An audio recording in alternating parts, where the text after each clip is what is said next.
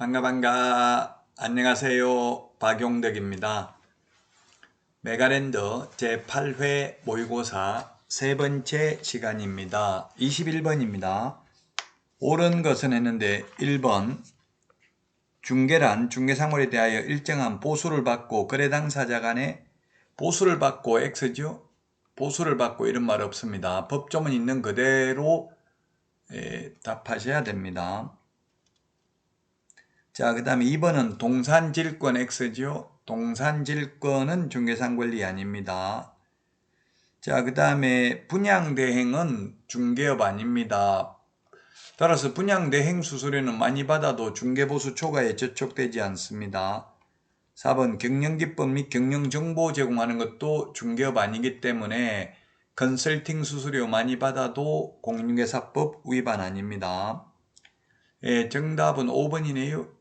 유치권은 중개대상권리입니다. 물론 유치권 성립에는 중개개입 여지 없죠.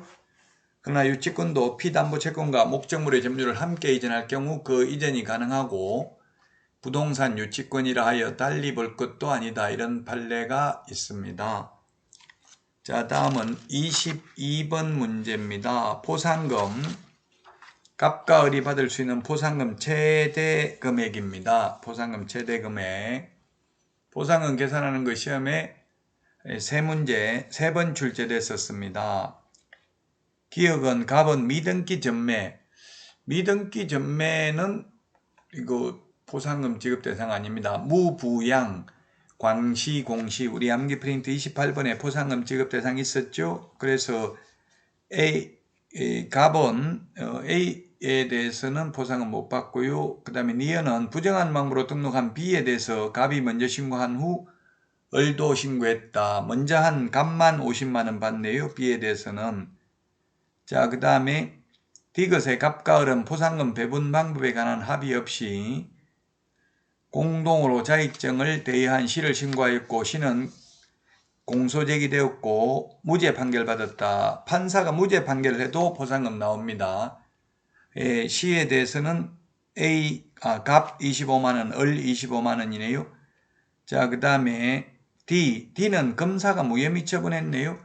검사가 무혐의 처분하면 포상금 안 나옵니다. 판사가 무죄 선고에도 포상금 받지만 검사가 아예 무혐의 처분하고 공소제기 안 하면 포상금 못 받습니다.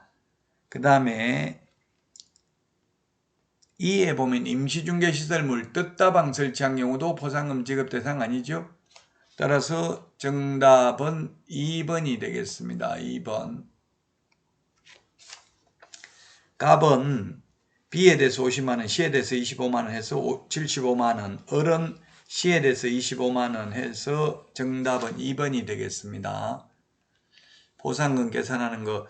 자, 포상금 공인중개사법에서는 검사가 공소제기 또는 기소유예 결정을 해야 됩니다. 불기소 처분, 무혐의 결정, 공소권 없음, 기소 중지되면 포상금 못 받고요. 공소제기를 하면 재판에 회부하면 판사가 무죄 선고하든 선고유예하든 집행유예하든 다 포상금 받을 수 있습니다.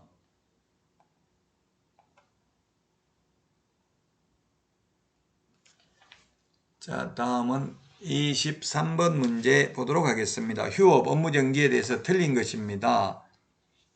1번 휴업기간 중이나 업무정지기간 중에는 이중소속, 이중등록할 수 없다. 이중소속, 이중등록은 휴업이든 업무정지든 아무것도 안 받아도 아니든 간에 이중소속, 이중등록 전부 불가능입니다. 2번 휴업신고를 한 후 휴업기간이 만료되어 재개신고를 하여야 업무를 재개할 수 있으나 업무정지는 만료되었을 때에는 별도 신고 없어도 된다. 그 이유는 휴업은 등록증을 반납했기 때문에 돌려받아야 되고 업무정지는 반납하지 않았기 때문에 재개신고할 필요 없습니다. 3번 업무정지 등록증 반납해야 된다. X네요. 등록 취소만 반납하고 업무정지의 경우 등록증 반납하지 않습니다. 따라서 3번이 틀린 정답이 되겠습니다. 4번 휴업기간 중에 폐업을 한 자는 다시 등록을 할 수 있으나 업무정지 기간 중에 폐업을 하면 업무정지 기간 동안은 등록할 수 없습니다. 5번 휴업 신고 사항과 업무정지 처분에 관한 사항을 등록관청이 모두 다음 달 10일까지 협회에 통보해야 됩니다. 다음 달 10일까지죠. 협회에 통보해야 됩니다. 24번은 부동산 거래 신고 등에 관한 법률 포상금이네요. 기업은 거짓 신고했고요. 2억 원 과태료 받았네요. 과태료 금액의 20%면 2천만 원이어야 하는데 포상금 한도는 1천만 원입니다. 그래서 기업에 대해서 1천만 원, 기업 값은 1천만 원 받습니다. 니어는 1천만 원 과태료 받았으니까 과태료 금액의 20% 하면 200만 원이 되겠고요. B에 대해서는 그 다음에 C는 허가받은 목적대로 사용하지 않는 경우 50만 원이네요. 그래서 1250만 원 정답이 되겠습니다. 1250만 원 3번이 정답이 되겠습니다.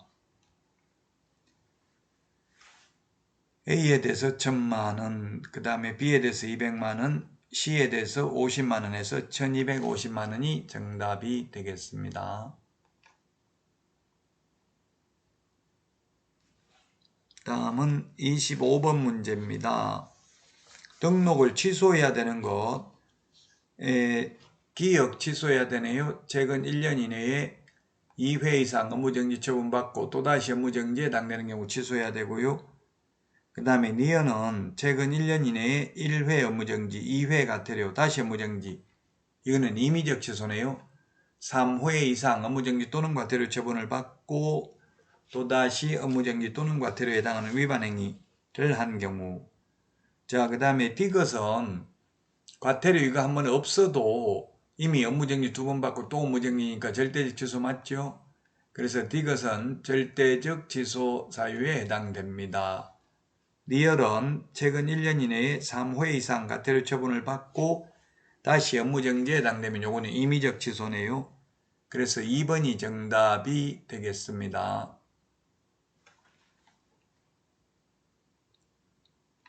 기출문제입니다. 자, 다음은 26번 문제 보도록 하겠습니다. 26번 문제. 자격 취소, 자격 정지에 대해서 틀린 것입니다.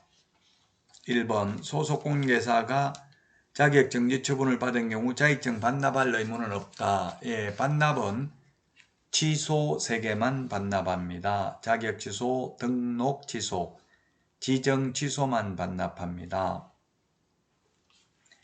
2번 시도지사가 공인중개사의 자격 정지 처분을 한 경우 다른 시도지사에게 통지해야 되는 규정은 없다. 그렇습니다. 자격 취소만 5일 이내에 국토부 장관에게 보고하고 다른 시도지사에게 통지해야 됩니다. 3번 시도지사는 공인중개사에 대해서 자격 정지 처분을 한 경우라도 국토부 장관에게 보고할 의무 없고요. 자, 4번이 틀렸네요. 4번이 틀렸습니다. 따라서 4번이 정답입니다. 자격증 교부 시도지사와 사무소 관할 시도지사가 서로 다른 경우에는 자격 취소 처분에 필요한 절차, 즉 청문과 의견 진술기에만 사무소 관할 시도지사고 자격증 재교부, 그 다음에 자격 취소, 자격정지, 자격증 반납, 미반납 시 과태료 부과는 모두 교부한 시도지사입니다.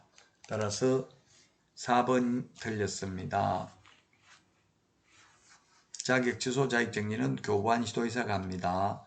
5번 공인중개사법 위반으로 징역 1년에 집행유예 2년을 선고받은 경우에 자격 취소해야 된다. 예, 이 법에 의해서 징역형을 선고받은 경우 자격을 취소해야 됩니다. 따라서 선고받고 집행유예돼도 자격 취소를 해야 됩니다. 자, 27번 행정처분 효가 승계돼서 옳은 것입니다. 요거는 기출문제 나왔던 내용입니다. 옳은 것. 1번은 폐업기간 3년 초과하면 폐업신고 전의 위반 행위로 인한 등록 취소 못합니다. 3년 6개월 폐업했으니까요. 등록 취소 처분할 수 없고요. 그 다음에 2번은 폐업기간이 13개월이네요. 폐업기간 1년 초과하면 폐업신고 전의 위반 행위로 인한 업무정지 할 수 없습니다. 그래서 2번도 틀렸고요. 3번은 업무정지 과태료 처분 효과는 그 처분일로부터 1년간 재등록한 개업공개사에게 승계됩니다. 13개월이면 1년 넘기 때문에 승계 안 되고요. 자, 그 다음에 4번은 2022년 6월 6일 업무정지 처분을 받았고 업무정지에 해당되는 위반 행위를 했는데 7월 7일 폐업 신고하였다가 8월 8일 다시 등록했다면 종전 위반 행위에 대해서 업무정지할 수 있다. 그렇죠. 폐업기간 1년 초과하면 폐업 신고 전의 위반 행위로 인한 업무정지 못하는데 1년 안 초과 안 했으니까 가능합니다. 업무정지. 5번 재등록 개업공개사에게 폐업 신고 전의 개설 등록 취소 업무정지에 해당하는 위반 행위에 대한 행정처분을 함에 있어서는 폐업기간과 폐업 사유를 고려해야 됩니다. 따라서 5번도 틀렸습니다.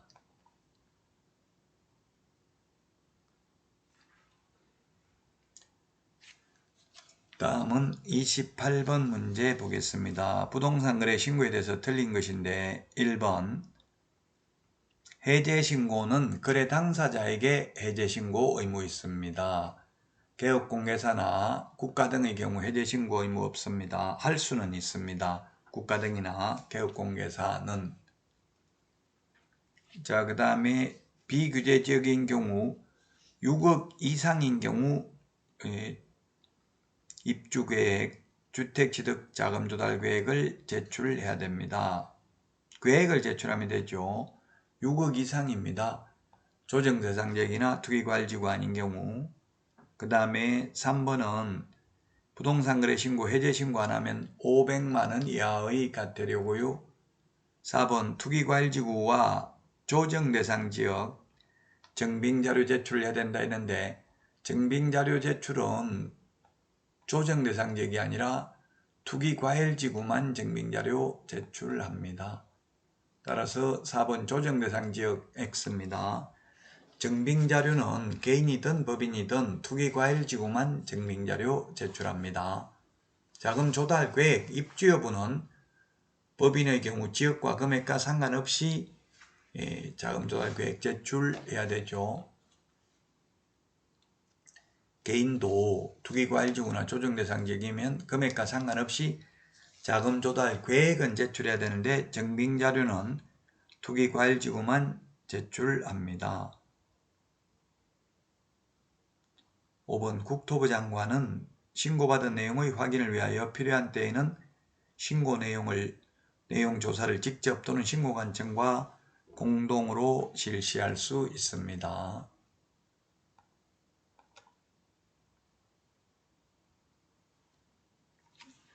자, 다음은 28번 부동산 거래 신고제도 틀린 것입니다.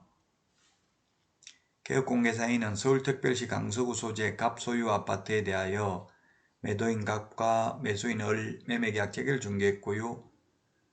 갑과 을은 개업공개사 갑에게 실제 거래된 가격인 10억이 아닌 8억으로 다운계약서 작성해 줄 것을 요청해서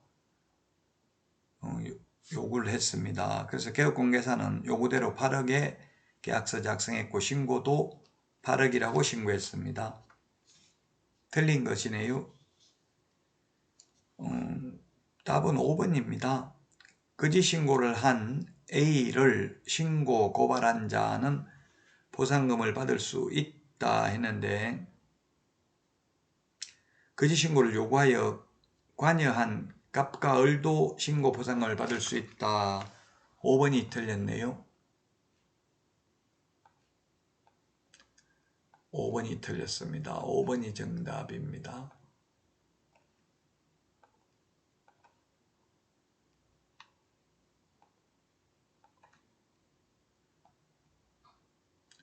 5번이 정답인데요. 그 위반행위에 관여한 자는 보상금 받을 수 없습니다.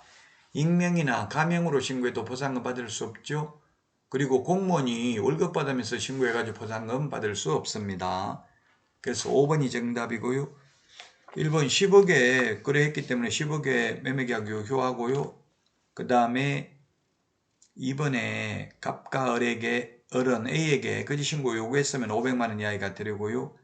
A는 거짓 신고했으면 등록 취소나 무정지 받을 수 있고요. 이중계약서, 다운계약서 적었으니까 4번 거짓 신고하면 5% 이하 과태료 받을 수 있습니다.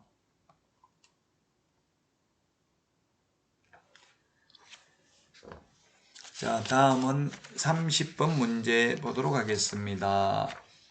자, 주택의 면적이 4분의 1이네요. 주택의 면적이 2분의 1 이상이면 주택인데 4분의 1이면 주택이 아니고 상가라고 보시면 되겠죠.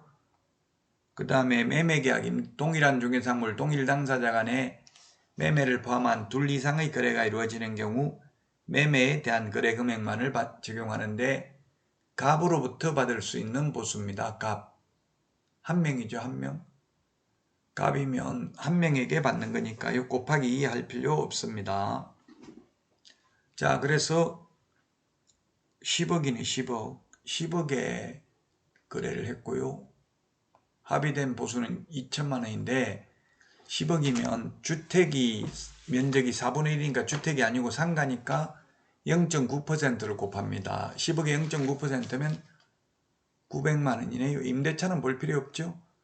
갑한테만 받는 거니까 900만 원이 정답입니다.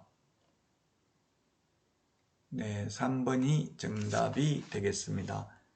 4분의 1이 주택이니까 주택이 아니라고요. 2분의 1 이상이 주택이라야 주택이고 매매와 임대차가 동시에 이루어졌으면 매매에 대한 거래 금액만 적용받고 갑에게 한 사람에게만 받으니까 900만 원. 양쪽에 다 받으면 1800이 되겠죠. 자, 이번 시간 여기까지 하고요. 다음 시간에 찾아뵙겠습니다. 수고하셨습니다. 안녕.